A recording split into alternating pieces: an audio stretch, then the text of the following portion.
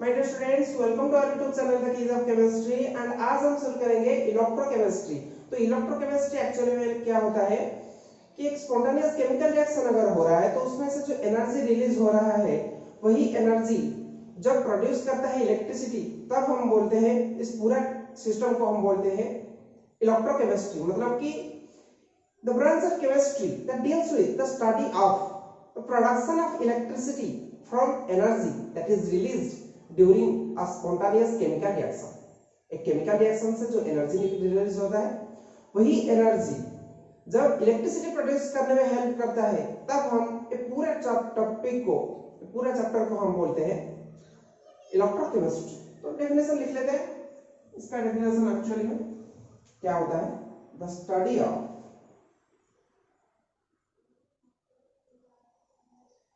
The study of ना लिख लेते हैं द ब्रांच ऑफ साइंस, और ज्यादा अच्छा लगेगा।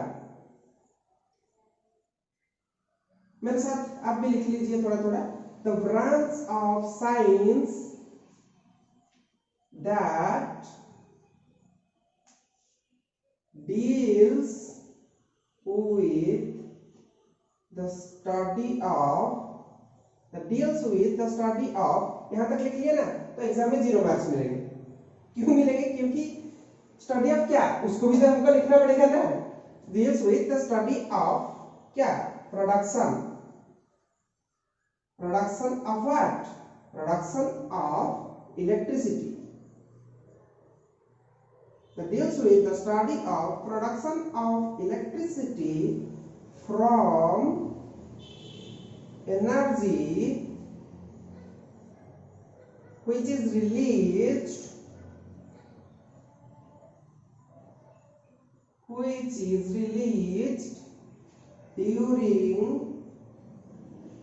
during a spontaneous chemical reaction.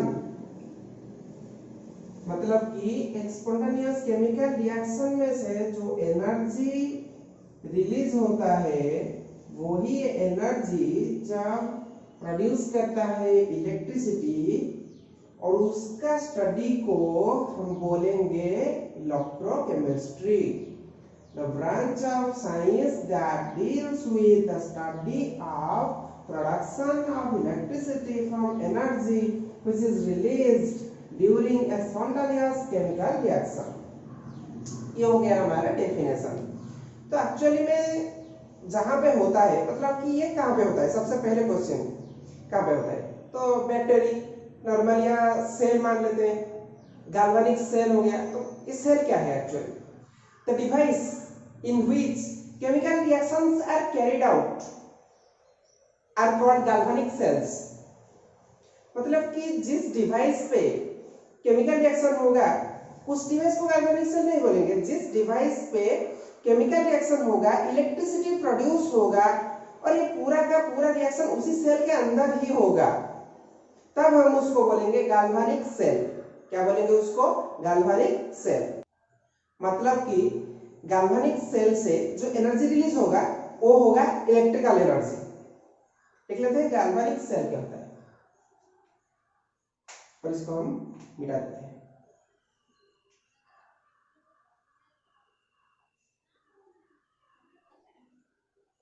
Galvanic cell, the device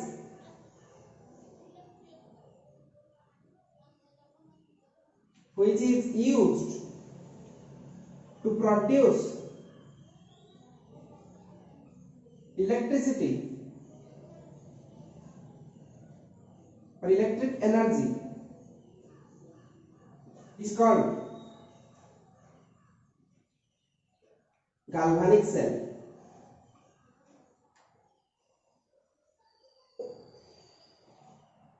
तो जहां पे होता है ये सारे चीजें उसे हम बोलते हैं गैल्वेनिक सेल। इलेक्ट्रोकेमिस्ट्री नॉर्मली कहां पे होता है? बैटरीज हो गया या नहीं तो कोई सा भी सेल हो गया, तो वहां पे होता है। इलेक्ट्रोकेमिस्ट्री में एक और इंपॉर्टेंट चीज है, that is the classification of substances. On the basis of electrochemistry is of 3 types. एक होता है कंडक्टर, एक होता है नॉन कंडक्टर, एक होता है सेमीकंडक्टर। कंडक्टर जो कि कंडक्ट करता है इलेक्ट्रिसिटी, बैर कंडक्टर और नॉन कंडक्टर, और इंसुलेटर जो कि कंडक्ट नहीं करता है, और बीच में रह जाता है सेमीकंडक्टर जिसमें ये दोनों की खूबियां हैं। मतलब कि सेमीकंडक्टर क्या होता है एक्चुअली में, जिसका कंडक्टिविटी लाइज करता है कंडक्टर और इंसुलेटर के बीच में। कंडक्टिविटी जिसका रहता है सेमीकंडक्टर इंसुलेटर के बीच में, उसे हम बोलते हैं सेमीकंडक्टर। तो क्लासिफिकेशन शुरू करते हैं।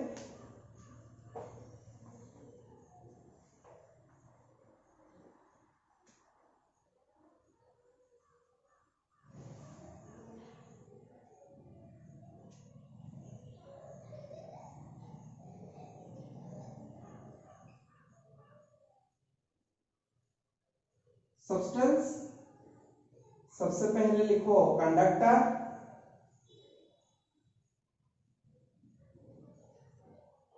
और कंडक्टर लिख के ये लिखो कि कंडक्टर एक्चुअली में क्या होता है, the substance which conducts electricity is known as conductor. Conductor पे आपको लिखना है which conducts electricity is called conductor. कुछ कुछ लिख लो।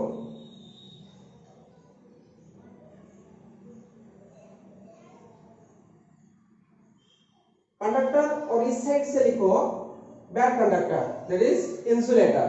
नॉन कंडक्टर, बैड कंडक्टर मतलब जो कंडक्टर नहीं है, इंसुलेटर।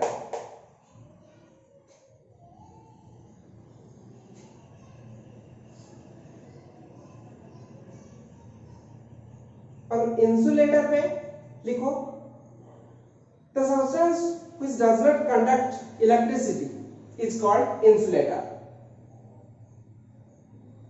जो कंडक्ट नहीं करता है उसे हम बोलते हैं इंसुलेटर।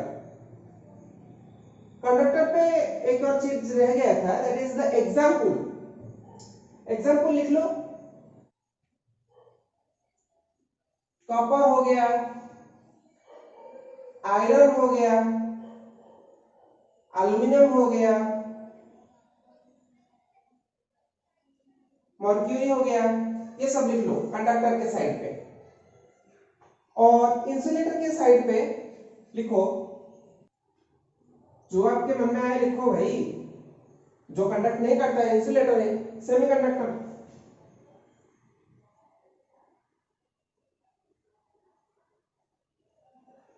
सेमीकंडक्टर पे लिखना है आपको कुछ conductivity lies between conductor and insulator.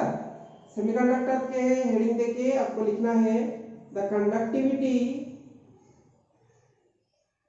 It's लिख दो, दी ना लिख के लिख दो it's conductivity, it's conductivity lies between conductor and insulator. जिसका कंडक्टिविटी लाई करता है, जिसका कंडक्टिविटी कंडक्टर और इंसुलेटर के बीच में रहता है, उसे हम बोलते हैं सेमीकंडक्टर। इसके एग्जांपल पे लिखो सिलिकॉन, जर्मानियम, गैलियम, इंडियम, ये सब है क्या, सेमीकंडक्टर्स। ओके, तो कंडक्टर क्या है, जो कंडक्ट करता है। ये दो तरह के हैं। क्या क्या है दो तरह के, एक होता है मेटल कंडक्टर, एक होता है क्या, मेटल कंडक्टर, और एक होता है क्या, इलेक्ट्रोलाइट्स।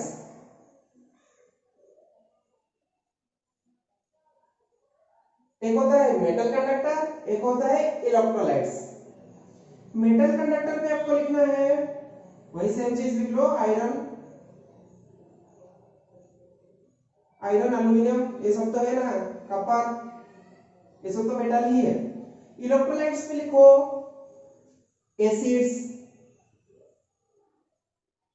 एसिड्स, उसके बाद लिखो अल्कालीज, सॉल्ट्स, ये सब है क्या, इलेक्ट्रोलाइट्स, जो कि कंडक्ट करते हैं इलेक्ट्रिसिटी। एक होता है मेटल कंडक्टर, एक होता है इलेक्ट्रोलाइट। ये दोनों जाते हैं कंडक्टर के में। इलेक्ट्रोलाइट्स भी दो तरह के हैं, एक होता है वीक इलेक्ट्रोलाइट, एक होता है स्ट्रॉन्ग इलेक्ट्रोलाइट। इलेक्ट्रोलाइट दो तरह के, एक है हमारा स्ट्रॉन्ग इलेक्ट्रोलाइट और एक लिखो वीक इलेक्ट्रोलाइट। एक होता है स्ट्रॉन्ग इलेक्ट्रोलाइट, एक होता है वीक इलेक्ट्रोलाइट।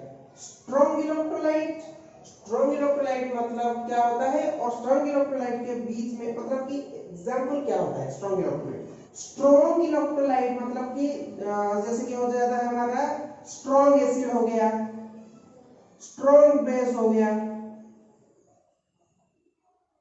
साल्ट हो गया, ये सब जाते हैं हमारे स्ट्रॉन्ग इलेक्ट्रोलाइट्स में। और नॉर्मली वीक इलेक्ट्रोलाइट्स में हमारे जाते हैं ऑर्गेनिक एसिड्स। ऑर्गेनिक एसिड्स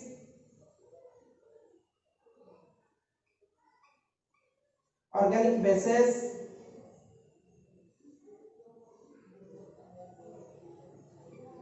फेनॉल्स,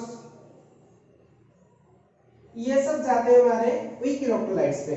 तो सबसे पहले हम डिफरेंशिएट करते हैं मेटल कंडक्टर और इलेक्ट्रोलाइट्स के बारे में कि क्या होता है मेटल कंडक्टर, क्या होता है इलेक्ट्रोलाइट्स। इंसुलेटर का भी एक आता है दैट इज नॉन इलेक्ट्रोलाइट्स। जैसे कि इसका कंडक्टर का आता है इलेक्ट्रोलाइट, वैसे ही इंसुलेटर का आता है non electrolyte.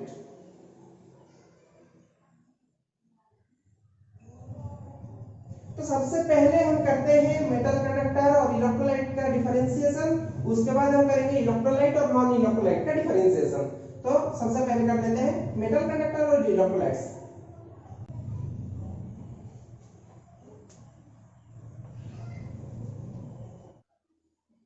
It is carried by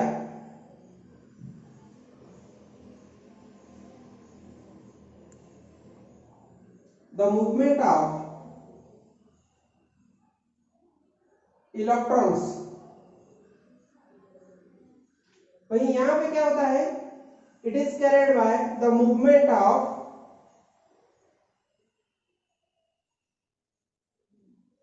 ions। Metallic conductor पे क्या होता है, it is carried by the movement of electrons। वहां पे क्या होता है, it is carried by the movement of ions। Second point लिखते हैं,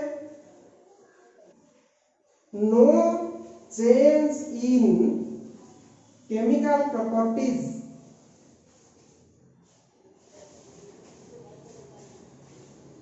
यहाँ पे केमिकल प्रॉपर्टीज मैटर का कुछ भी चेंज नहीं होता है, लेकिन यहाँ पे क्या होता है डिकम्पोजिशन हो जाता है। किसका, डिकम्पोजिशन ऑफ इलेक्ट्रोलाइट्स। यहाँ पे क्या होता है कुछ भी केमिकल प्रॉपर्टीज चेंज नहीं होता है और यहाँ पे डिकम्पोजिशन हो जाता है इलेक्ट्रोलाइट्स का। No transfer of matter,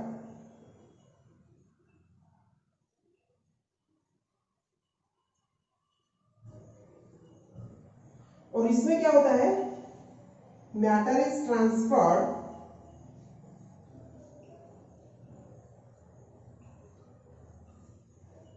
as ions.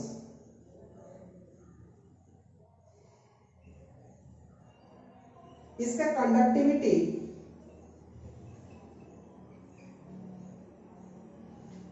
Inversely proportional है टेम्परेचर के साथ, मतलब कि जब टेम्परेचर इंक्रीज करेगा तो कंडक्टिविटी डिक्रीज करेगा। नॉर्मली आप लिख लो कि conductivity is inversely proportional to the temperature and here conductivity is proportional to temperature. मतलब कि जब टेम्परेचर डिक्रीज होता है तो कंडक्टिविटी डिक्रीज हो जाता है, जब टेम्परेचर इंक्रीज होता है तो कंडक्टिविटी इंक्रीज हो जाता है। एक और पॉइंट लिखना है, fifth one, the conductivity of metals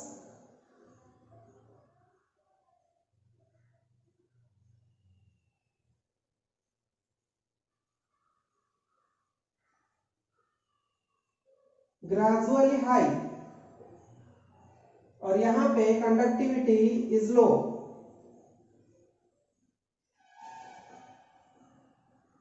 as it is of electrolytes।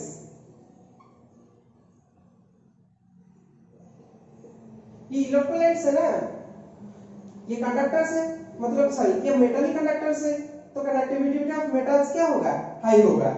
ये इलेक्ट्रोलाइट्स है तो कंडक्शन ऑफ मेटल्स क्या होगा, कंडक्टिविटी ऑफ मेटल्स ऑब्वियसली लो होगा। देखो ये कोई समझाने वाला बात नहीं है, क्योंकि ये मेटालिक कंडक्टर है, तो मेटालिक कंडक्टर पे कंडक्टिविटी ऑफ मेटल्स हाई होगा। और ये इलेक्ट्रोलाइट्स है, इलेक्ट्रोलाइट्स पे क्या होता है, इलेक्ट्रोलाइट्स का कंडक्शन हाई होता है। यहाँ पे अगर हम एक पॉइंट देंगे कि मेटालिक कंडक्टर पे इलेक्ट्रोलाइट्स का कंडक्शन क्या होता है, तो लो होगा। ओके, ये 5 पॉइंट्स है, लिख लो ये 5 पॉइंट्स को। उसके बाद हम डिफरेंशिएट करेंगे इलेक्ट्रोलाइट्स एंड नॉन इलेक्ट्रोलाइट्स को। मिटा देते हैं। तो देखिए ज्यादा टाइम वेस्ट ना हो इसलिए मैंने ये पॉइंट्स 4 लिख लिया। इलेक्ट्रोलाइट्स का आपको लिखना है the substances which conducts electricity in their fuse state और aqueous state। The substances which conducts electricity in their fused state or aqueous state are called electrolytes। और non electrolytes का आपको लिखना है which do not conduct electricity are called non electrolytes। Electrolytes these are ionic compounds। ionic compounds पे example लिख लेते हैं NaCl, कुछ भी आयोनिक कंपाउंड, मतलब कि ये आयन फॉर्मेशन करता है इलेक्ट्रोलाइट्स। और ये कोवेलेंट कंपाउंड फॉर्मेशन करता है, that is glucose.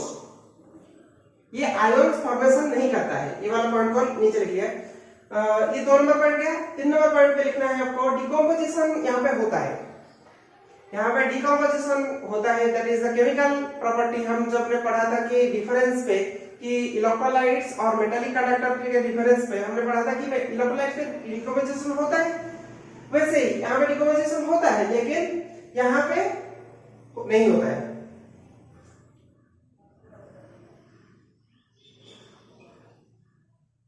Decomposition does not occur। Decomposition नहीं होता है यहाँ पे।